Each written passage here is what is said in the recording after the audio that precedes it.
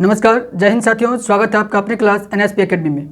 तो साथियों, आज हम सीटेट पेपर 1 के मैथ का 21/12/2021 में जो भी प्रश्न कंटेंट से किए गए थे उसका प्रैक्टिस करने वाले हैं। यदि आप 20/12/2021 वाले क्लास को नहीं देखें तो आप जाएं चैनल पर और वहां से देख लें, वो भी क्लास हो चुका है। तो आइए आज हम 21 तारीख और 12वीं महीना 2021 में जो भी कंटेंट के सवाल थे मैथ से उसका प्रैक्टिस करते हैं। आप भी कलम कॉपी ले लें और साथ साथ प्रैक्टिस करते रहें।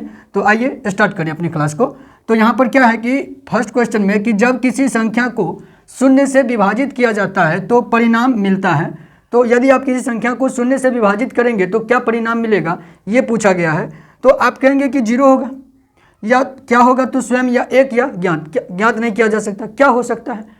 तो इस सवाल को पूछने का यह तथ्य यहाँ पर है कि हम लोगों के बचपन में जो मिथ्या हमारे माइंड में जो फिट कर दिया गया है कि हम यदि किसी संख्या को शून्य से विभाजित करें तो शून्य होगा। जी नहीं, शून्य नहीं होता है। यहाँ पर क्या होता है, तो उसको हम ज्ञात ही नहीं कर पाते हैं, वो डिफाइन ही हम नहीं कर पाएंगे। किसी संख्या को यदि हम शून्य से विभाजित करेंगे तो वो डिफाइन ही नहीं हो पाएगा। तो यहाँ पर क्या आंसर हो जाएगा, तो ज्ञात नहीं किया जा सकता है, इसका आंसर होगा। हाँ, ये बात जरूर है कि 0 में अगर शून्य में अगर किसी संख्या से भाग करे तो वो शून्य होगा, लेकिन शून्य से किसी संख्या में भाग करे तो वहाँ पर ज्ञात नहीं किया जा सकता, डिफाइन नहीं किया जा सकता।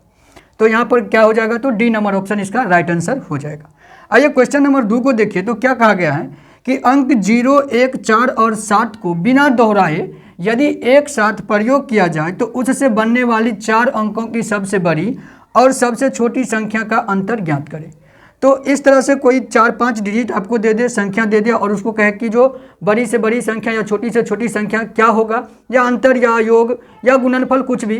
तो आप सबसे पहले बड़ी संख्या कैसे निकालेंगे, तो बड़ी संख्या निकालने के लिए आप क्या करेंगे, बड़ी संख्या ज्ञात करने के लिए आप उसको डिसेंडिंग ऑर्डर में जो भी संख्या दिया हुआ है, यहाँ पर जो भी अंक दिया हुआ है, अंक दिया हुआ है, उसको संख्या बनाने के लिए, बड़ी संख्या बनाने के लिए आप उसको डिसेंडिंग ऑर्डर में सजाएंगे, यानी घटते क्रम में सजाएंगे।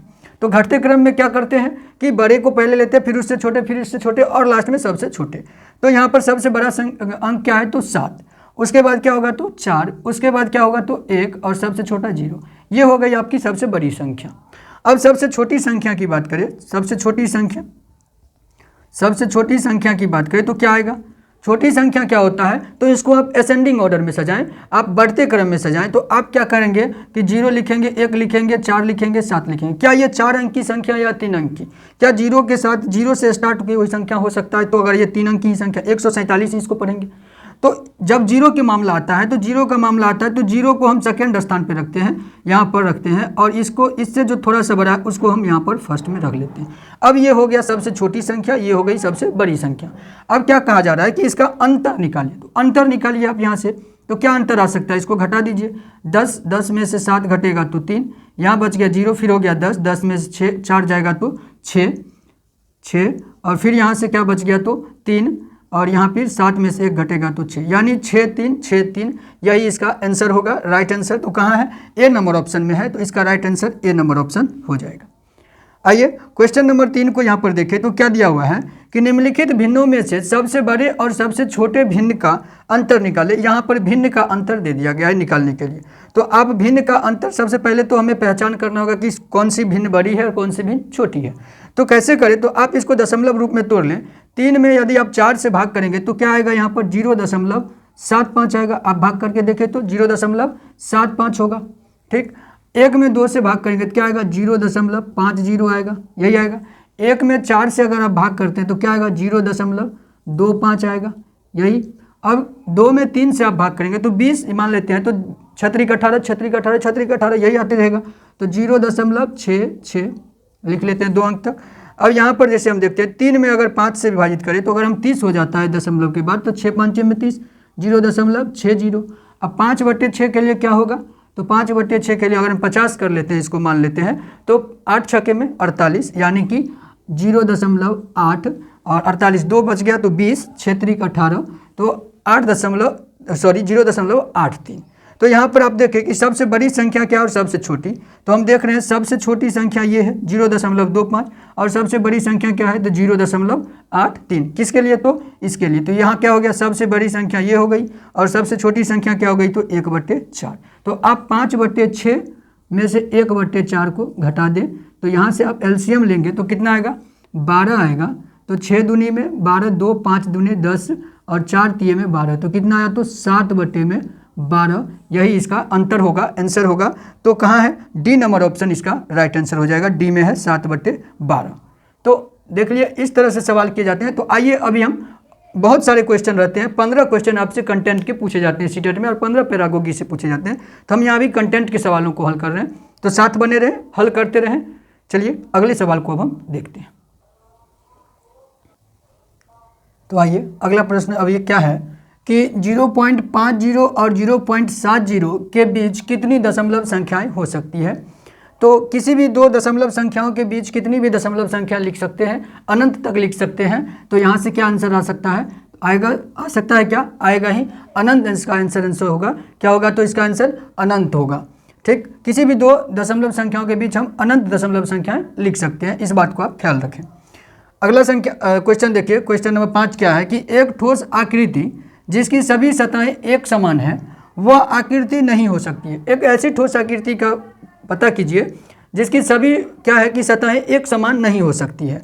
सभी सतहें एक समान नहीं हो सकती है। तो घन का सभी सतह एक समान होता है, चतुष्फलक का भी एक समान होता है। ये त्रिकोणीय प्रिज्म जो है इसका सतह एक समान नहीं होता है, क्योंकि अप और डाउन जो है त्रिकोणीय होता है और साइड जो होता है ये रेक्टेंगल टाइप में होता है। तो यहाँ से क्या हो जाएगा, सी नंबर इसका ऑप्शन हो जाएगा, जिसका क्या है कि सतह हमेशा एक समान, सभी सतह एक समान नहीं होता है। अष्टफलक का सभी होता ही है एक समान। अब क्वेश्चन नंबर 6 को देखिए, एक आयताकार कागज का क्षेत्रफल 208 cm² है, उसका परिमाप 58 cm है, तो उसकी लंबाई और चौड़ाई क्या होगी। अब आप इसको बनाने के लिए लग जाइएगा, बनाने में भिड़ जाइएगा, XY मानकर बनाना शुरू कर दीजिएगा तो लॉन्ग में चले जाइएगा, प्रोसेस और टाइम आपका लैप्स होगा। आप इसको ऑप्शन पर भी देखें तो ऑप्शन से भी आपको यहाँ पर पता चल पाएगा कि आप जैसे यहाँ देखिए तो क्या होता है कि आयत का क्षेत्रफल क्या होता है, आयत का क्षेत्रफल क्या होता है, तो लंबाई गुने में चौड़ाई, लंबाई गुने में चौड़ाई होता है। तो आप यहाँ पर जो भी ऑप्शन दिया हुआ है उसको गुना करके देखें, क्या इकाई स्थान पे 8 आ रहा है। अगर आ रहा है तो फंस जाएगा वही, और नहीं आएगा तो वो तो होगा नहीं। क्यों नहीं होगा, क्योंकि इकाई स्थान पर हमें क्या चाहिए, तो क्षेत्रफल के रूप में 8 चाहिए। यहाँ से देखिए तो 4 चौके 16, तो इकाई स्थान पर क्या आ जाएगा, 6 आ जाएगा, तो ये तो हो नहीं सकता। यहाँ से देखिए 6 तिये के 18, हाँ यहाँ तो 8 आ रहा है, तो यहाँ पर संभव है। अब यहाँ पर देखिए तो 4 5 6 में 20, यहाँ पर 0 आ जाएगा इकाई स्थान पे, तो यहाँ भी संभव नहीं होगा।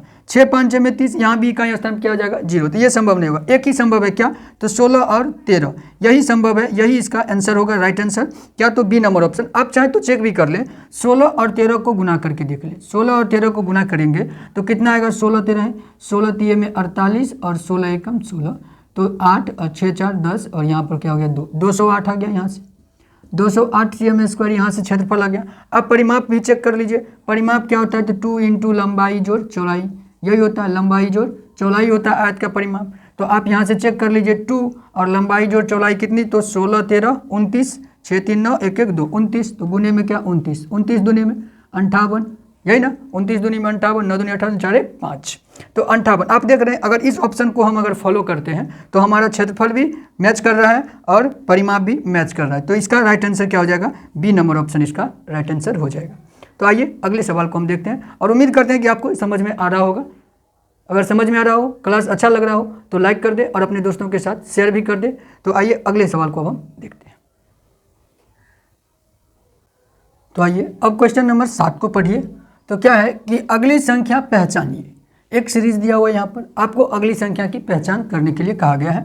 तो आप कैसे पहचान करेंगे अगली संख्या को, तो आप देखिए तो यहाँ पर क्या होगा, तो यहाँ से अगर हम 2 को लेते हैं तो 2 1 3 3 1 4 6, जी ऐसे नहीं, आप ऐसे गिने तो 2 2 4 4 2 6 6 2 8 8 2 10। ठीक, अब जो आएगा तो अगला संख्या क्या आएगा 12, लेकिन क्या तो बीच में भी एक संख्या आएगा ना, बीच में भी एक संख्या आएगा। ये तो सीरीज चल रहा है तो इसका सीरीज कहाँ जाएगा, यहाँ पर दूसरा पर क्या है तो 3, तो यहाँ पर फिर चौथा पर यहाँ पर 1 2 3 4 1 2 3 4 5 6 7 8 9 9 है। 10वीं संख्या कौन आएगा, तो 10वीं संख्या जो दो का दूसरी स्थान पर वही ना चलेगा, ये तो पहली स्थान पर, ये तो विषम संख्या के यहाँ होगा, 11वीं के लिए होगा। और ये क्या होगा 10वीं के लिए, तो 3 6 3 3 6 6 3 में 9 9 3 12 और 12 3 क्या होगा, तो यहाँ पर 15, यहाँ पर क्या होगा 15 और इसके आगे क्या होगा तो 10 2 12 होगा। क्यों? तो 2 2 4 4 2 6 6 2 8 8 2 10 10 2 12। लेकिन हमको क्या पहचान करना है? तो इस संख्या का एक ही डैश दिया हुआ था वहाँ पर, तो एक ही डैश दिया हुआ था तो 15 का इसका आंसर हो जाएगा। तो कहाँ है कि डी नंबर ऑप्शन में है, तो इसका आंसर हो जाएगा D number option right answer. ठीक है, तो आप 12 को नहीं लगाएंगे। क्यों? क्योंकि 12 है क्या? इससे भी अगली संख्या, तो इससे अगली संख्या हमको नहीं छांटना है। इसमें क्या देना है? तो हमको अगली संख्या पहचान करें। 10 के बाद कौन सी संख्या आएगी? तो 10 के बाद 15 आएगी, तो इसका D number option right answer हो जाएगा। आइए क्वेश्चन नंबर 8 को देखिए। तो क्या है कि एक कक्षा में 9 विद्यार्थियों की लंबाई इस प्रकार है। कैसे? तो 128 CM, 124, 131 CM, 124 CM, 130 CM, 126 CM, 128 CM, 124 CM, 130 CM. और पूछा क्या गया हमसे कि माध्यिका प्लस बहुलक और माध्यिका माइनस बहुलक का मान ज्ञात करें। क्या होगा? ज्ञात करें। तो यहाँ से कैसे निकाले? तो सबसे पहले आप माध्यिका को समझे और बहुलक को समझे। तो माध्यिका क्या होता है कि जो भी ये पर दिया हुआ है ये सीरीज और संख्या दिया हुआ है उसको आप पहले एक बढ़ते क्रम में सजा ले। आप बढ़ते क्रम में सजा ले और जो मध्य का संख्या होगा वही माध्यिका होगा। जो मध्य में संख्या आएगी, एक सीरीज बनाए बढ़ते क्रम में दी हुई संख्याओं से एक बढ़ते क्रम में सीरीज बनाए और जो मध्य की संख्या होगी वो माध्यिका कहलाएगी। और बहुलक क्या होगा? तो बहुलक इस सीरीज में सबसे ज़्यादा कौन सी संख्या का आवर्त है वो क्या होगा? तो बहुलक होगा। कौन बार बार आ रहा है, कौन कितनी ज़्यादा बार आ रहा है, वही इसका बहुलक होता है। आइए हम यहाँ पर देखते हैं। तो सबसे छोटी संख्या यहाँ पर क्या है? तो 124 है। सबसे छोटा लंबाई क्या है? तो 124। तो आप 124 लिखे। देखें तो और कहीं पर 124 है, 1 2 3 तीन जगह 124 है, तो आप 124 को 3 बार लिखें। 124 124 124। उसके बाद क्या है? तो उसके बाद 126 भी देखने को मिला था। 126 126 और कहीं है देखिए तो, और कहीं तो नहीं दिख रहा है। 126 126 के बाद 128 भी है, तो 128 फिर 128 और कहीं पर है 2 128 था। ठीक, और कहीं पर कुछ 128 और नहीं है। अब क्या है? तो अगली संख्या 130 हम लिख सकते हैं। 130। उससे अगली संख्या और है क्या? 130 डबल है, तो 130। ठीक, और क्या है? तो 131 131। तो 131 को भी आप लिखें। देखें तो 9 पूरा क्या? 1 2 3 4 5 6 7 8 9 9 तो पूरा क्या? 9 ही विद्यार्थी था, तो हम 9 सभी संख्याओं को हम अब क्या कर लिए? तो बढ़ते क्रम में लिख चुके हैं। अब क्या करेंगे? तो हमको माध्यिका खोजना है। तो माध्यिका खोजना है तो देखिए मध्य में कौन सी संख्या है। तो यहाँ पर 9 संख्या दिया हुआ है, तो क्या होगा कि 4 संख्या इधर से 4 संख्या इधर से अगर हम साइड कर दे तो बीच वाली संख्या क्या होगी पता चल जाएगा।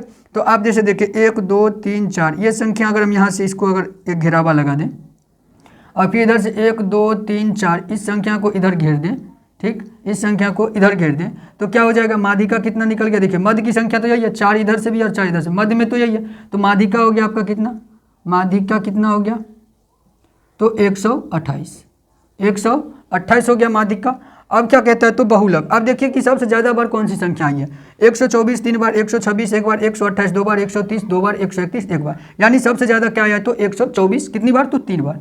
तो बहुलक क्या हो गया यहाँ पर? बहुलक क्या हो गया? तो बहुलक हो गया 124। बहुलक 124 और माध्यिका कितना? तो 128। हमको ये पता चल गया। अब हमें ये चीज़ ज्ञात करना है, माध्यिका प्लस बहुलक। तो माध्यिका प्लस बहुलक, तो ऊपर में क्या हो जाएगा? अंश के रूप में 128 प्लस में 124, 128 प्लस में 124 और बट्टे में क्या है? तो माध्यिका माइनस बहुलक, यानी 128 में से 124 को घटाएंगे तो क्या? तो 4। तो यहाँ से आप जोड़े तो कितना हो जाएगा? 8 4 12 और 2 2 4 1 5 और 1 1 2, 252 बटे में 4। अब इसका हल करेंगे तो कितना हो जाएगा? इसको हल करें तो 4 छक्के में 24 और 4 तिये में 12, कितना आया? तो 63। तो इसका आंसर क्या हो जाएगा? 63 कहाँ है? सी नंबर ऑप्शन में। तो सी नंबर ऑप्शन इसका राइट आंसर हो जाएगा। आप समझ पाए होंगे कि माध्यिका को कैसे निकालते हैं, बहुलक को कैसे निकालते हैं। दी हुई जितने भी संख्या होगा उसको हम बढ़ते क्रम में सजाएंगे और मध्य में जो संख्या होगी वो माध्यिका होगी। और इस आवर्त जो हम जो सजाए हैं और या दी हुई डाटा जो है उसमें सबसे ज़्यादा संख्या कौन सी है, कौन सी संख्या सबसे ज़्यादा बार आया हुआ है, तो वो उसका बहुलक हो जाता है। ठीक, तो आइए अब अगले सवाल को हम देखते हैं। तो आइए क्वेश्चन नंबर 9 देखिए। अब क्या है कि शहर में ऑटो रिक्शा का किराया इस प्रकार है कि न्यूनतम किराया 25 रुपया कितने दूरी के लिए? तो 1.5 किलोमीटर तक की दूरी के लिए 25 रुपया। और क्या कह रहा है कि 1.5 किलोमीटर से अधिक के लिए रुपये 9.5 प्रति किलोमीटर, यानी कि क्या? तो 1.5 किलोमीटर से अधिक आप यात्रा करते हैं अधिक, तो आपको 9.5 रुपये प्रति किलोमीटर की दर से रेट लगेगा। राजू ने घर जाने के लिए शहर से ऑटो रिक्शा लिया जो 60.5 किलोमीटर की दूरी पर 7.5 किलोमीटर की दूरी पर है। यात्रा पूरी करने के पश्चात उसे कितना किराया देना होगा? तो यहाँ पर आप देखिए कि दो तरह का डाटा आपको यहाँ पर दिया हुआ है किराया के लिए, कि यदि आप 1.5 किलोमीटर की दूरी का ही तय करते हैं, यदि आप ऑटो में बैठे और कुछ ही दूरी 1 किलोमीटर जाएँ या 1.5 किलोमीटर तक, एक्सेस 1.5 किलोमीटर तक ज़्यादा से ज़्यादा के लिए क्या है तो 25 रुपया है। और अगर आप उससे भी ज़्यादा अगर यात्रा करते हैं तो फिर आपका रेट क्या लगने लगेगा, पर किलोमीटर 9.5 रुपया लगने लगेगा, 9.5 रुपया लगने लगेगा। ठीक, तो यहाँ से आप क्या करें कि कितना दूरी ये तय किया है, राजू ने 7.5 किलोमीटर, कुल दूरी क्या है तो कुल दूरी इन्होंने तय किया है 7.5 किलोमीटर। ठीक, तो इसमें तो 1.5 किलोमीटर छिपा हुआ है, तो 1.5 किलोमीटर तो दूरी तय किया ही, शुरू में तो 1.5 किलोमीटर दूरी तय किया होगा। ठीक, और फिर शेष कितना दूरी एक्स्ट्रा और तय किया 1.5 किलोमीटर के बाद, और कितना तो 7.5 में से आप 1.5 घटा देंगे 1.5, 7.5 से 1.5 घटा देंगे, क्या बच जाएगा 6, इधर बच जाएगा 6 किलोमीटर, यही ना। तो इस 1.5 किलोमीटर के लिए इसको तो 25 रुपया दिया होगा, ये 25 रुपया तो दिया होगा ही कि 1.5 किलोमीटर के लिए कितना लगता है 25, तो यहाँ से कितना हो गया, इसके लिए तो आपको 25 रुपया देना ही होगा, 25 रुपया इतना तो ये तो देना ही होगा 1.5 किलोमीटर के लिए। अब यहाँ पर क्या है कि 6 किलोमीटर एक्स्ट्रा तय किया, तो एक्स्ट्रा तय करने का रेट क्या था तो 9.5 रुपया, 9.5 पर किलोमीटर है, यानी कि 9.5 पर किलोमीटर रुपया लगता है 1 किलोमीटर के लिए। तो यहाँ से 6 किलोमीटर के लिए क्या लगेगा तो 6 से गुना कर देंगे 9.5 से, 9.5 से 6 को गुना कर देंगे, तो यहाँ से क्या हो जाएगा 6 5 30 का 0, 3 9 6 के 54, 54 और 3 57, यानी कि यहाँ से 57 रुपया यहाँ भुगतान करना पड़ेगा एक्स्ट्रा, और 25 रुपया तो ये देना ही पड़ेगा, यानी कुल इसको कितना रुपया देना होगा तो आप जोड़ दीजिए 7 5 12 और 5 2 7 1 8, यानी कि टोटल इनको 82 रुपया का भुगतान करना होगा, ऑटो वाले को कितना 82 रुपया देना होगा। ठीक, बस यही पूछ रहा था कुल कितना किराया देना होगा, तो कुल 82 रुपया, तो कहाँ है तो ए नंबर ऑप्शन में, इसका ए नंबर ऑप्शन राइट आंसर हो जाएगा। ये आप समझ पाएंगे 7.5 किलोमीटर दूरी तय किया, जिसमें 1.5 किलोमीटर तो छिपा ही है, तो 1.5 किलोमीटर के लिए 25 रुपया लगा, इधर बच गया 6 किलोमीटर। 6 किलोमीटर में क्या करता है कि पर किलोमीटर एक्स्ट्रा करने के लिए 9.5 रुपया लगता है, तो 9.5 रुपया से हम गुना कर दिए तो 57 रुपया यहाँ पर और 25 रुपया यहाँ पर, 57 25 82 रुपया, कुल रुपया कितना तो 82 रुपया। ठीक, आइए अगले प्रश्न को हम देखें। तो आइए अब क्वेश्चन नंबर 10 को देखें। तो क्या दिया हुआ है, एक 120 सेमी लंबी तार को एक आयत का रूप दिया गया है जिसकी लंबाई उसकी चौड़ाई से 2 सेमी अधिक है, आयत का क्षेत्रफल क्या होगा। क्या लगता है यहाँ पर कुछ दिया हुआ है या नहीं, यहाँ पर देखें तो कुछ दिया हुआ है, क्या कह दिया लंबाई चौड़ाई से 2 सेमी अधिक है, और कुछ तो दिया नहीं, तो क्षेत्रफल कैसे निकाले, बहुत कुछ दे रखा है आपको।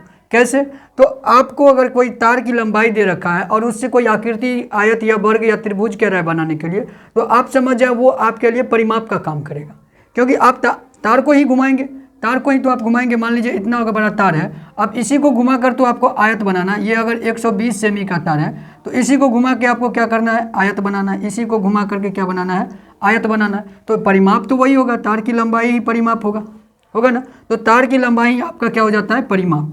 तो परिमाप दे दिया गया है, और क्या कह दिया गया कि लंबाई क्या है, लंबाई जो है उसकी चौड़ाई से 2 सेमी अधिक है, तो हम चौड़ाई मान लेते हैं, यहाँ से चौड़ाई माना, चौड़ाई क्या मान लेते हैं मगर x मान लेते हैं, चौड़ाई x मानते हैं, तो लंबाई क्या हो जाएगा, लंबाई क्या हो जाएगा यहाँ से, तो लंबाई हो जाएगा x प्लस में 2, यही ना, जिसकी लंबाई उसकी चौड़ाई से 2 सेमी अधिक है, तो चौड़ाई अगर हम x माने तो लंबाई क्या होगा x प्लस में 2। अब क्या, तो यहाँ पर परिमाप दे रखा है, कितना परिमाप क्या है, परिमाप है कितना तो 120 cm, यही दे रखा है। परिमाप बराबर होता क्या है, आयत का परिमाप क्या होता है, तो आयत का परिमाप अभी कुछ देर पहले भी हम आपको बताए थे, 2 इंटू लंबाई जोड़ चौड़ाई, यही होता है परिमाप, क्या होता है 2 इंटू लंबाई जोड़ चौड़ाई। तो यहाँ से आप क्या लिखे, तो 2 इंटू लंबाई प्लस में चौड़ाई बराबर 120 लिख सकते हैं जी। तो 2 लंबाई कितना है तो x प्लस में 2 और चौड़ाई कितना है प्लस में x बराबर में 120। ठीक, ये 2 और उधर जाएगा तो विभाजित हो जाएगा, 120 2 से विभाजित हो जाएगा, तो x प्लस में 2 प्लस यहाँ पर कितना x 2x प्लस में 2 और बराबर में क्या बच जाएगा, इधर अगर हम लाएंगे इस 2 को तो विभाजित कर देगा इसको, तो कितना तो 60 आएगा यहाँ से, क्या x 2x प्लस 2 और ये 2 चला गया उधर 120 के बट्टे में, तो 120 के बट्टे में गया तो क्या नाम काट के रख दिया 60 में। अब यहाँ से हम 2x बराबर इस 2 को उधर ले जाएंगे माइनस होगा, इस 2 को अगर हम उधर ले जाएंगे तो माइनस होने के बाद क्या बचेगा तो 58। x बराबर यहाँ से कितना आ जाएगा तो 58 को हम 2 से विभाजित करेंगे तो कितना बार में तो 29, क्या आ जाएगा तो 29 आ जाएगा, क्या आ गया 29। तो x निकल गया, यानी चौड़ाई कितना निकल गया 29 और लंबाई कितना हो जाएगा 29 2 31। अब कहता क्या है तो क्षेत्रफल क्या होगा, तो आयत का क्षेत्रफल क्या होता है, आयत का क्षेत्रफल बराबर लंबाई और गुने में चौड़ाई, यही होता है, लंबाई गुने में चौड़ाई। तो लंबाई कितना दे रखा है, लंबाई निकाल लिए हैं कितना तो 31 और चौड़ाई कितना निकाले हैं तो 29। अब आप यहाँ से गुना कर ले, 29 एकम 29 और 29 दिए में 87। तो 9 7 2 9 और 8 कितना आ गया तो 899, 899 cm² इसका क्षेत्रफल हो जाएगा। तो कहाँ है, ए नंबर ऑप्शन में इसका दिया हुआ है 899। तो राइट आंसर क्या हो जाएगा 899 cm²। आइए अब हम अगले प्रश्न को देखें। ये तो आप समझ गए होंगे। और क्लास कैसा लग रहा है, पसंद आ रहा है, क्या उपयोगी है आपके लिए? अगर हाँ तो लाइक कर दें और दोस्तों के साथ शेयर करते रहें और बनाते भी रहें साथ साथ। तो आइए अब अगले सवाल को हम देखें। तो आइए क्वेश्चन नंबर 11 पर अब देखिए तो क्या दिया हुआ है कि मंगलवार को 2 दीवार घड़ियां नई दिल्ली मेट्रो स्टेशन पर 21 बजे चालू की जाती है। दोनों दीवार घड़ियां 1 घंटे में क्रमशः 3 मिनट और 5 मिनट तेज हो जाती है। दूसरी दीवार घड़ी में कितने बजे होंगे यदि पहली दीवार घड़ी जो 1 घंटे में 3 मिनट तेज हो जाती है बुधवार को सुबह 6:27 का समय प्रदर्शित कर रही है। बुधवार को सुबह 6:27 की समय प्रदर्शित कर रही है। कौन सी घड़ी, पहली घड़ी जो क्या होती है कि 3 मिनट तेज हो जाती है पर घंटे। मंगलवार को कब घड़ी स्टार्ट की गई थी, 21 बजे। 21 बजे बोलने का मतलब क्या हुआ, तो ट्रेन की टाइम में 21 बजे का मतलब होता है 9 बजे रात, वो 24 घंटे के टाइम से चलता है। तो 9 बजे रात को, 9 बजे रात को अगर स्टार्ट की गई घड़ी 9 बजे रात को, तो बताइए कि जो मंगलवार को और कितनी देर घड़ी चली होगी, तो 3 घंटे चली होगी घड़ी। और कितना देर, 3 घंटा। और इधर कितना, बुधवार को 6 घंटा 27 मिनट चल रहा है, 6 घंटा 27 मिनट, 6 घंटा 27 मिनट इधर बुधवार को घड़ी चली। ठीक है, तो टोटल घड़ी कितना देर चली है, तो 9 घंटा 27 मिनट चला है, 9 घंटा 27 मिनट, यही ना, 9 घंटा 27 मिनट घड़ी चला है।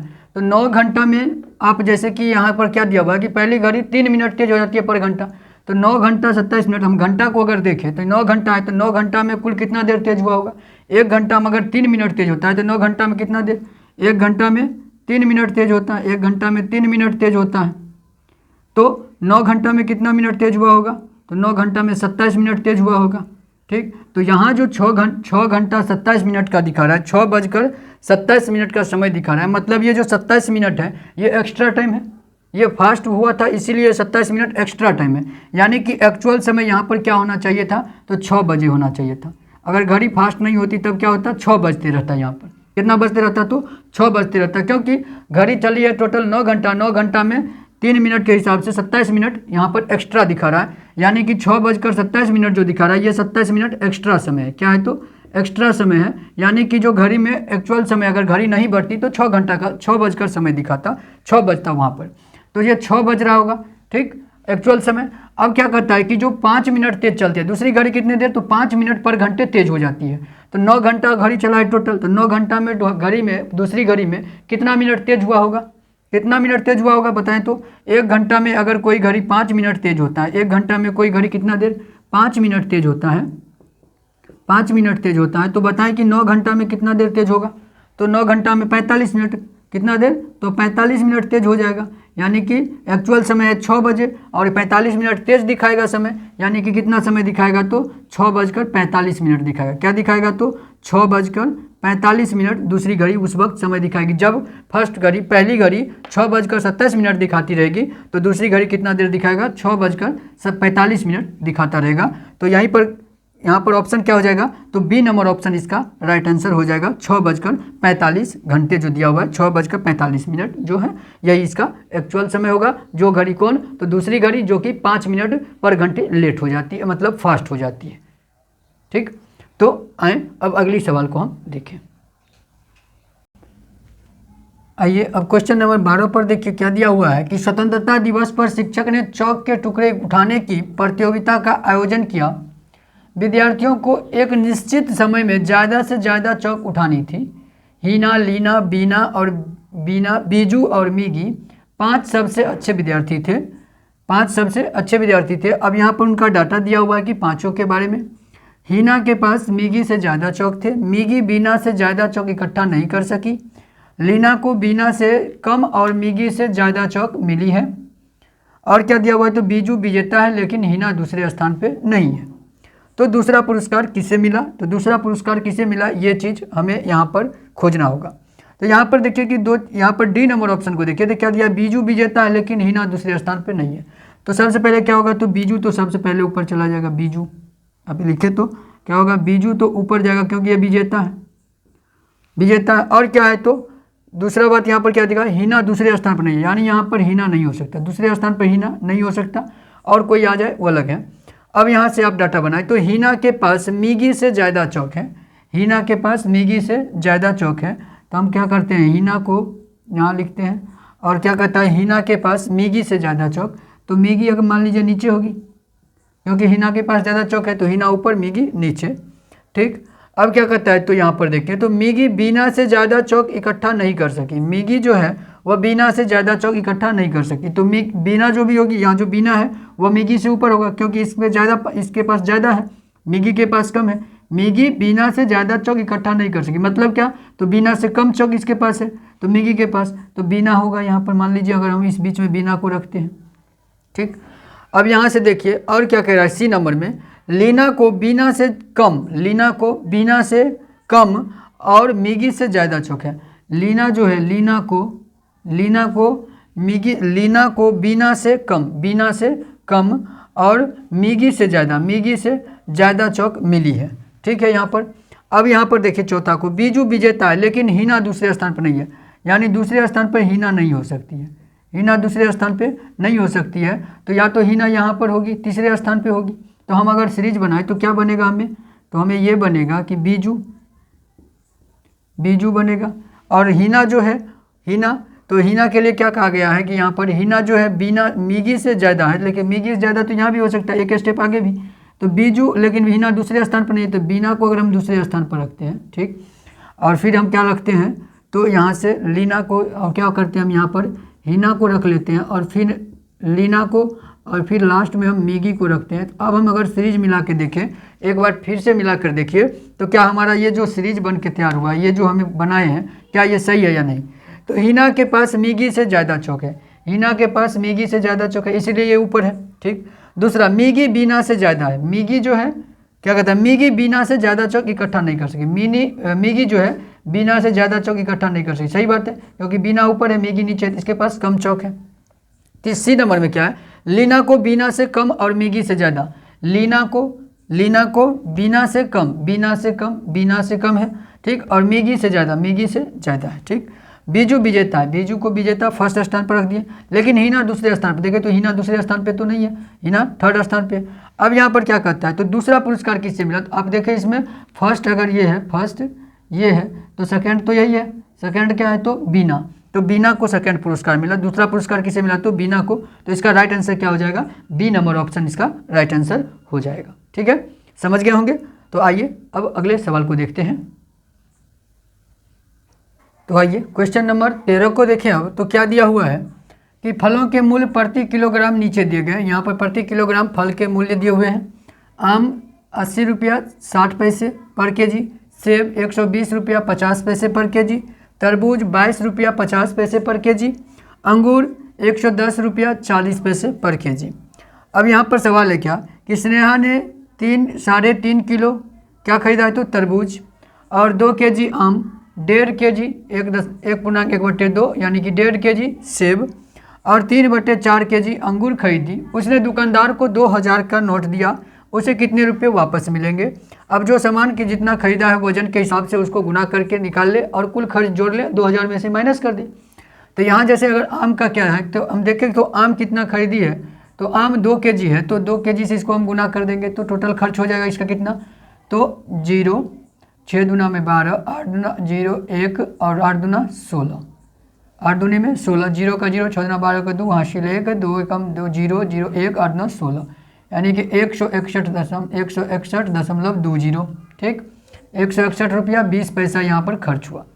अब यहाँ पर क्या कहता है, तो सेब कितना खरीदी है, तो जरा देखिए सेब कितना है, तो 3.5 यानी कि 1.1/2। तो इसको हम क्या लिख सकते हैं, 2 एकम 2 1 3/2 लिख सकते हैं। तो यानी हम इसको 3/2 से गुना कर दें, 3/2 से गुना कर दें तो यहाँ पर क्या हो जाएगा, आप अगर इसको 2 से काट देते हैं तो कितना कट के आएगा, यहाँ से आप अगर इसको काटते हैं तो 120 कटेगा 60 बार में और 50 कट जाएगा 25, यानी 60.25 और 60.25 को आप 60.25 और 60.25 को आप 3 से गुना करेंगे तो 25 दिए में 75 यानी 75 और 60 दिए में 180 यानी 180 रुपया 75 पैसा यहाँ पर खर्च हुआ। ठीक है, अब यहाँ पर तरबूज को देखें तो तरबूज कितना खरीदी है, तो यहाँ पर 3.1/2 kg यानी 3.5 kg। तो इसको हम कैसे लिख सकते हैं, 3 दूने 6 1 7 यानी 7/2 लिख सकते हैं। अब अगर हम इसको 2 से विभाजित करेंगे तो क्या आ जाएगा कट के, तो 11.25 और इसको 7 से गुना करेंगे तो 7 से गुना करने के बाद 5 7 35 का 5 3 7 दूनी में 14 3 17 17 का 7 1 7 1 7 1 8 और 7 1 7 78.75 यहाँ से खर्च होगा। ठीक है, अब यहाँ पर देखें तो अंगूर का क्या रेट, अंगूर का रेट यहाँ पर है, अंगूर खरीदी कितनी है वो, तो 3/4 kg। तो इसको 3/4 से हम गुना कर देंगे। तो यहाँ से आप इसको काट के देखें तो ये कट रहा है क्या, तो काटेंगे तो 4 4 दूनी में 8, यहाँ से 3 बच गया तो 30, 4 7 में 28, 2 24, 4 6 में 24 और यहाँ से 0 यानी 27.60। अब इसको हम 3 से गुना करेंगे, 3 से गुना करेंगे तो क्या हो जाएगा, 0 1 0, 6 3 में 18, 1 7 या 21, 1 22 का 2, फिर बच गया 2, 3 दूनी 6 2 8 यानी कितना, तो 82.80 रुपया यहाँ पर खर्चा हो गया। अब टोटल खर्च कितना हुआ, तो टोटल खर्च को आप यहाँ जोड़ लें, यहाँ जोड़ के देखें टोटल खर्च कितना हो रहा है, तो 0 5 5 0 यहाँ हो गया 5 5 10 का 0 1 2 7 9 9 7 16 16 8 24 24 1 25 25 का 5 बच गया कितना, तो 2 2 2 1 3 3 3 8 11 11 11 11 2 13 13 का 3 1 8 6 14 14 7 14 7 21 21 8 21 8 29 29 1 30 30 का 0।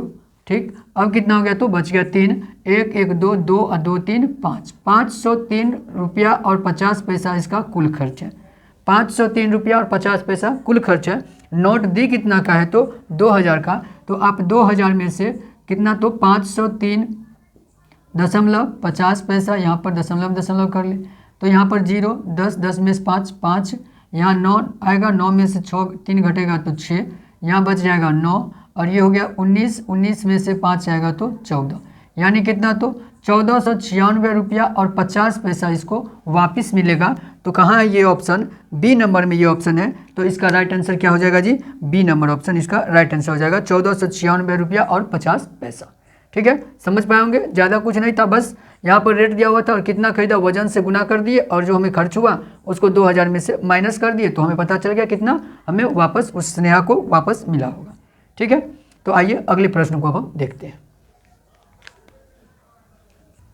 तो आइए अब क्वेश्चन नंबर 14 को पढ़िए। तो क्या दिया है कि गीतांजलि ने माला बनाने के लिए कुछ मोती खरीदी, उसके पास 10 मोतियों के कुछ पैकेट थे और साथ ही कुछ खुले मोती भी थे। प्रत्येक मोती की कीमत 50 पैसे थी। 10 मोतियों का एक पैकेट खरीदने पर उसे 1 रुपया कम देना पड़ता है। वह मोती इस प्रकार खरीदती है कि कुल मोतियों की संख्या 2 अंकों की सबसे बड़ी संख्या, 2 अंकों की सबसे बड़ी सम संख्या, यहाँ पर हमने थोड़ा मिस्टेक कर दिया है, 2 अंकों की सबसे बड़ी सम संख्या लिखा हुआ था बुक में, तो 2 अंकों की सबसे बड़ी सम संख्या है। यदि वह ज़्यादा से ज़्यादा छूट लेती है तो उसने दुकानदार को कितने रुपये दिए। यहाँ पर थोड़ा मेरा मिस्टेक था, अब यहाँ ध्यान देंगे, यहाँ पर सम संख्या होगा, 2 अंकों की सबसे बड़ी सम संख्या, क्वेश्चन पेपर में यही था, 2 अंकों की सबसे बड़ी सम संख्या था, हम सम भूल गए थे लिखना। तो यहाँ से आप देखें तो ये क्या कह रहा है कि गीतांजलि जो है कुछ मोती खरीद रही है और उसको 10 मोती पर क्या है कि जो प्रत्येक मोती का 50 पैसा कीमत है और 10 मोती खरीदती है तो 1 रुपया कम देती है। तो प्रत्येक मोती का कीमत कितना है, 50 पैसा। तो 10 मोती खरीदेगी तो कितना देना पड़ेगा उसको, 10 मोती की कीमत कितनी हो जाएगी 50 पैसे के हिसाब से, तो 10 गुने 50 पैसा यानी 500 पैसा, कितना, तो 500 पैसा हो जाएगा। ठीक, 500 पैसा मतलब क्या, तो 5 रुपया, 5 रुपया। लेकिन क्या, तो 10 जब ये 10 मोती खरीदती है तो 1 रुपया कम देती है, यानी ये 10 मोती खरीदने के लिए कितना रुपया देती है, तो 4 रुपया देती है। 10 मोती के लिए कितना रुपया देती है ये, तो 4 रुपया देती है।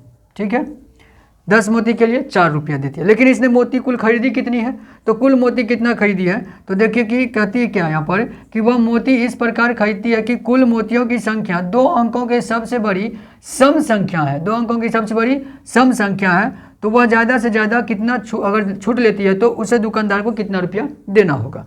तो यहाँ पर आप सबसे पहले तो ये खोजें कि वो जो मोती खरीदी है, ये देखिए डायरेक्ट नहीं बोला है कि वो कितना मोती खरीदी है, यहाँ भी फंसा लिया गया है क्या कि 2 अंकों की सबसे बड़ी सम संख्या जितना होती है उतना मोती वो खरीदी है। तो आप जरा सोचें कि 2 अंकों की सबसे बड़ी संख्या क्या होती है। सबसे पहले आप ये जानें कि 2 अंकों की सबसे बड़ी संख्या कितना होता है, तो 99, यही ना 99। किसी भी अंक की क्या दे सबसे बड़ी संख्या उतनी 9, 3 अंक की 3 9, 4 अंक 4 9, और यहाँ पर 2 अंक की तो 2 9 यानी कि 99।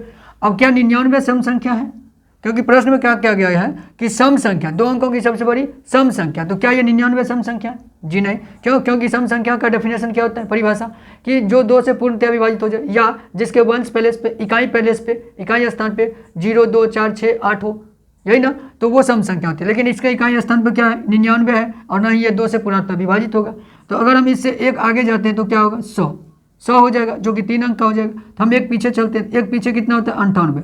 तो देख रहे हैं कि 98 क्या है, तो ये सम संख्या, क्यों? क्योंकि इसके इकाई स्थान पे 8 और ये 2 से पूर्णतः विभाजित भी है, तो 98, यानी कि स्नेहा ने कुल मोती कितना खरीदा, तो 98 खरीदी है।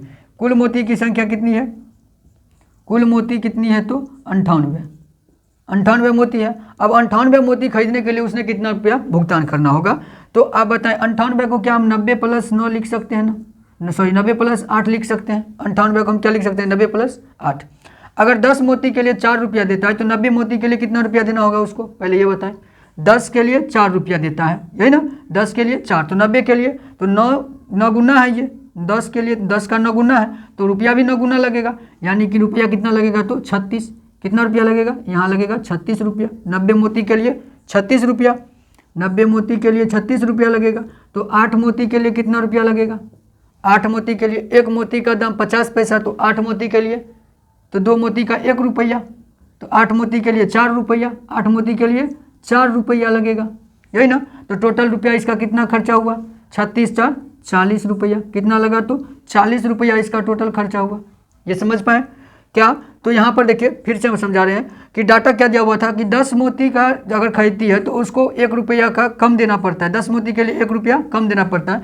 10 मोती खरीदेंगे तो कितना रुपया हमको देना पड़ेगा, पहले ये देखें। तो 10 मोती के लिए हमको टोटल अगर एक्चुअल रुपया माने तो 5 रुपया लगेगा हमको 50 पैसे के हिसाब से, लेकिन 1 रुपया हम कम दे रहे हैं, 1 रुपया कम दे रहे हैं तो 4 रुपया देना होगा। 10 मोती के लिए 4 रुपया, टोटल कितना खरीदी है, तो 2 अंकों की सबसे बड़ी सम संख्या के बराबर में, तो 2 अंकों की सबसे बड़ी सम संख्या क्या है, तो 98, यानी टोटल वो 98 मोती खरीदी है। 98 मोती को हम 2 भाग में तोड़ दिए 90 + 8 के रूप में। तो अगर 10 मोती के लिए 4 रुपया देती है तो 90 मोती के लिए कितना रुपया देगी, तो 10 90 90 होता है, इसका भी 9 गुना रुपया। अगर मोती की संख्या 9 गुना है तो रुपया भी 9 गुना लगेगा जी ना। तो 10 90 90 होता है, तो 4 9 36, यानी 90 मोती के लिए 36 रुपया। अब 8 मोती के लिए कहिएगा 4 रुपया कैसे हुआ, अगर 1 मोती का कीमत 50 पैसा है तो 8 मोती के लिए कितना रुपया लगेगा, आप ही बताएं। क्या 4 रुपया नहीं लगेगा, 4 रुपया, ठीक है। तो यहाँ से 4 रुपया इसके लिए, 8 मोती के लिए, और 90 मोती के लिए 36 रुपया, टोटल कितना रुपया लगे थे, 36 + 4 तो 40 रुपया इसका खर्च होगा टोटल। तो क्या हो जाएगा यहाँ से ऑप्शन, तो डी नंबर इसका राइट आंसर हो जाएगा, डी नंबर ऑप्शन इसका राइट आंसर, ठीक है। आइए अगले सवाल को हम देखते हैं।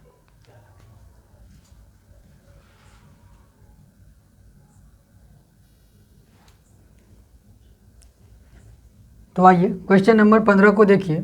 ये आपको पूरा बोर्ड क्वेश्चन ही क्वेश्चन देखने को मिल रहा है ज़्यादा इसमें कुछ नहीं। क्वेश्चन देख के घबराए नहीं, बस आप पढ़ें और उसके बाद तुरंत आंसर आपको मिल जाएगा।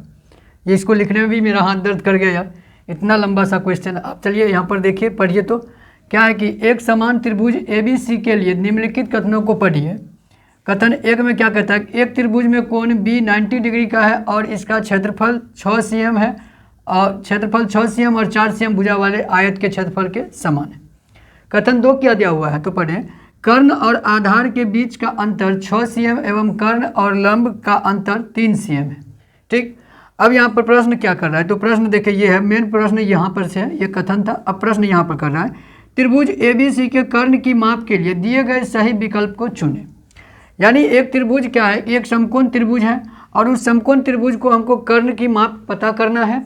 कर्ण का माप पता करने के लिए ये 2 कथन दिए हैं। इस 2 कथन में क्या कथन यूज करके हम जो है कर्ण को निकाल सकते हैं। कथन ए को हम यूज करके कर्ण को निकाल सकते हैं, या केवल कथन 2 को हम यूज करके उसका हम कर्ण पता कर सकते हैं, या दोनों एक साथ हम यूज करके पता कर सकते हैं। वही पूछ रहा है यहाँ पर। देखिए ऑप्शन देखें तो क्या वही है कि केवल एक कथन 1 में दिया गया डेटा प्रश्न का उत्तर देने के लिए पर्याप्त है। कौन सा प्रश्न? तो कर्ण की माप हमें ज्ञात करना है। क्या डेटा 1 में जो यहाँ पर कथन 1 में जो डेटा दिया हुआ है, क्या इससे हम किसी त्रिभुज समकोण त्रिभुज की कर्ण को हम पता कर सकते हैं क्या? तो आप यहाँ देखिए क्या है कि एक त्रिभुज में कोण 90 डिग्री है। अगर आप कोण 90 डिग्री लेते हैं, एक त्रिभुज मान लीजिए, यहाँ पर हमने एक त्रिभुज लिया, यहाँ पर कोण बी को 90 डिग्री मानते हैं, और अगर उसका क्षेत्रफल कहता है कि 6 cm और 4 cm भुजा वाले आयत के बराबर है। आयत का क्षेत्रफल कितना होता है? तो लंबाई गुने चौड़ाई, 6 चौके 24। अगर इस त्रिभुज का क्षेत्रफल 24 हो जाए तो क्या क्षेत्रफल देने से हमें त्रिभुज का कर्ण पता कर सकते हैं क्या? क्षेत्रफल दे दिया है तो क्या हम त्रिभुज का कर्ण पता कर सकते हैं? जी नहीं कर पाएंगे। क्षेत्रफल बराबर क्या होता है? 1/2 गुने आधार गुने शीर्षलंब होता है त्रिभुज का क्षेत्रफल, यही होता है। जो कितना दिया हुआ है? तो यहाँ से 24 दिया हुआ है, तो आप बहुत से बहुत यहाँ पर क्या निकाल सकते हैं? आधार और शीर्षलंब का गुणनफल निकाल सकते हैं। 2 इधर जाएगा तो 24 दूनी 48। इतना आप पर्याप्त, इतना आप ज्ञात कर सकते हैं, कथन 1 से ज्ञात कर सकते हैं। लेकिन कथन 2 को पढ़िए तो कर्ण और आधार के बीच का अंतर 6 cm है और कर्ण और लंब का अंतर 3 cm है। आप एक त्रिभुज, जैसे मान लीजिए यहाँ पर हम एक त्रिभुज बनाते हैं, एक समकोण त्रिभुज कह रहा है तो समकोण त्रिभुज बनाते हैं, समकोण त्रिभुज बना लिए। अब क्या कहता है? कर्ण और आधार के बीच का अंतर 6 cm है। अगर हम आधार को x मानते हैं तो कर्ण कितना होगा? कर्ण सबसे बड़ी भुजा होती है त्रिभुज में, सबसे बड़ी भुजा क्या होती है? तो कर्ण। अगर हम आधार को x मानते हैं तो ये x + 6 होगा, तभी तो दोनों के बीच अंतर क्या होगा? 6 का अंतर होगा। अब यहाँ पर अगला क्या कह रहा है? कर्ण और लंब के बीच 3 सेमी का अंतर है। कर्ण और लंब के बीच 3 सेमी का अंतर है, तो क्या हम इसको x + 3 मान ले, तभी तो इस दोनों का अंतर 3 आएगा जी, ठीक है। अब यहाँ से देखिए, अगर हम इसको हम चाहें तो कर्ण स्क्वायर प्लस लंब स्क्वायर प्लस आधार स्क्वायर कर्ण स्क्वायर बराबर लंब स्क्वायर जो आधार स्क्वायर पर अगर हम बिठा दें इसको, तो क्या यहाँ से हमें x का मान पता हो जाएगा? x का मान पता हो जाएगा तो हम कर्ण आधार लंब सब कुछ हम ज्ञात कर सकते हैं। यानी डेटा 2 जो है यही केवल पर्याप्त है। ये जो डाटा 2 दिया हुआ है, कथन जो दिया हुआ है, इतना ही पर्याप्त है। इसी से हम कर्ण को पता कर सकते हैं। आप यहाँ मान लीजिए, हम अभी कहते हैं कि अगर आधार को आप क्या मान लेते हैं? अगर आधार आप 9 मान लीजिए। देखिए हम एक एग्जाम्पल देते हैं आपको कि आधार अगर आप 9 मान लेते हैं, ठीक है, आधार आप 9 मान लेते हैं तो लंब क्या हो जाएगा आपका? लंब 12 हो जाएगा, यही ना। और ये कितना हो जाएगा? तो 15 हो जाएगा। कर्ण कितना हो जाएगा? 15। कर्ण हो जाएगा आपका 15। तो क्या ये समकोण त्रिभुज को दिखा रहा है? समकोण त्रिभुज दिखाने के लिए क्या होता है? लंब स्क्वायर जो आधार स्क्वायर बराबर कर्ण स्क्वायर। तो आप यहाँ से देखें तो लंब कितना है? 12 का स्क्वायर प्लस 9 का स्क्वायर, यही ना। 12 12 है 144, 9 9 में 81, इसको जोड़िए तो आप 4 1 5, 8 4 12 का 2 1 1 1 2, 225 आया यहाँ से। और 15 का स्क्वायर आप कीजिएगा तो क्या होगा? 15 का स्क्वायर 225। क्या लंब स्क्वायर जो आधार स्क्वायर बराबर कर्ण स्क्वायर नहीं हो रहा? लंब स्क्वायर जो आधार स्क्वायर बराबर कर्ण स्क्वायर नहीं हो रहा? तो क्यों ना हम बोल सकते हैं कि कथन 2 ही केवल पर्याप्त है कर्ण को खोजने के लिए। एक समकोण त्रिभुज को अगर हमको कर्ण पता करना हो और एक ऐसा डाटा दिया हुआ हो जो जिसमें कहा हो कि कर्ण और आधार के बीच अंतर 6 है और कर्ण और लंब के बीच अंतर 3 है, तो यही तो पर्याप्त है, केवल इतना ही पर्याप्त है मेरे लिए। तो क्या होगा इसका ऑप्शन? तो ऑप्शन नंबर बी देखें तो आप यहाँ पर है कि केवल कथन 2 में दिया गया डेटा प्रश्न का उत्तर देने के लिए पर्याप्त है। हाँ जी, बिल्कुल पर्याप्त है। तो यहाँ से आंसर क्या हो जाएगा? बी नंबर ऑप्शन इसका राइट आंसर हो जाएगा। कैसे हुआ इसको हम समझा दिए, आप उम्मीद करते हैं कि समझ में आया होगा। तो आज का क्लास यहीं तक था। 21 तारीख 21/12 और 2021 में जो भी मैथ का कंटेंट बेस पर सवाल था, हमने सारे सवाल का यहाँ पर हल किया। आप जानते हैं कि सीटेट का एग्जाम दे रहे हैं तो 15 पैरागोगी से क्वेश्चन किया जाता है, 15 कंटेंट बेस रहता है, तो हमने 15 सवाल को यहाँ पर हल किया है। क्लास कैसा लगा ये कमेंट बॉक्स में आप ज़रूर बताएं। और चलिए, अगर अच्छा लगा हो तो दोस्तों के साथ शेयर भी कर दे और लाइक बटन को दबा दे। और अगर हमारे चैनल पर आप नए हैं तो चैनल को सब्सक्राइब कर ले, बेल आइकन को दबा दे, ताकि हम जितने भी अभी प्रीवियस ईयर के क्वेश्चन चलते रहेंगे, 21, 22 और 23 में जो भी एग्जाम हुए सारे प्रीवियस ईयर चलेंगे, तो आप चैनल को सब्सक्राइब कर ले, बेल आइकन को दबा दे, आपको समय समय पर नोटिफिकेशन मिलता रहेगा। चलिए आज के लिए इतना ही। जय हिंद, धन्यवाद।